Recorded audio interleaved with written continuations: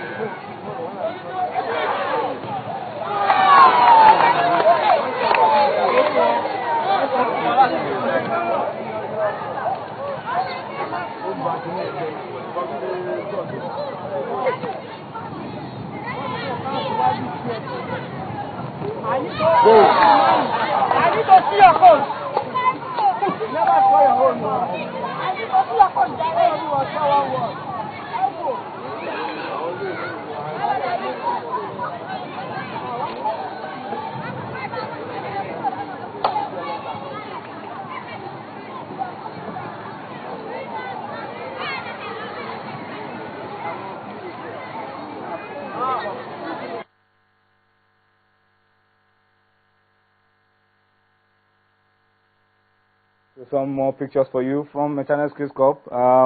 Don't forget to be a part of it tomorrow. Tomorrow we'll have the final 4 schools, the last 4 schools that will be joining those that will be coming from outside of Lagos for the National Channel's Kids Cup starting on the 21st of May, and that will end on the 27th. Tunde Koike has joined us now, and Tunde, well, we'll talk about Sir Alex later on. Yes, we will. We'll talk about Sir Alex and what you feel. I mean, they said he's the most successful manager in English football, but I think we can extend it.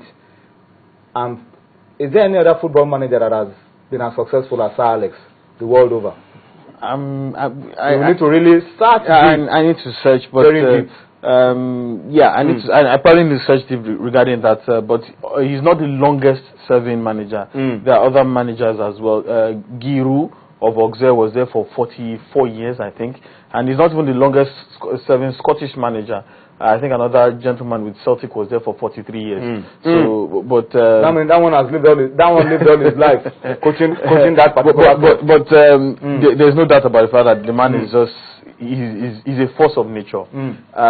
He's single-handed, by the sheer force of will, he has driven teams to achieve the seemingly impossible. The Champions League final against Bayern Munich years ago. We'll talk about all of that later on. Part of it. We'll talk about that. All of that later on. Of football. Yeah, we'll talk about that later on. But let's just give you this information that there's a game going on at Stamford Bridge in the English Premier League.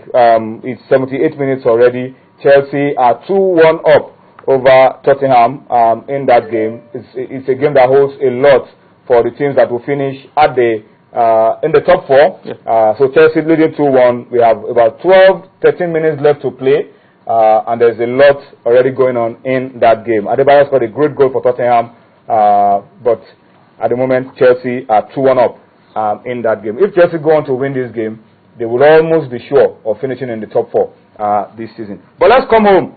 Gentlemen, today the Nigerian Football Federation Executive Committee, Dumnodi, they met in Abuja and took a lot of decisions, some that we already know about, endorsing the employment of Amadou Shaibu as technical director. We've said that a long time ago. Kashima Olaloko and James Peters as assistants to Amadou Shaibu.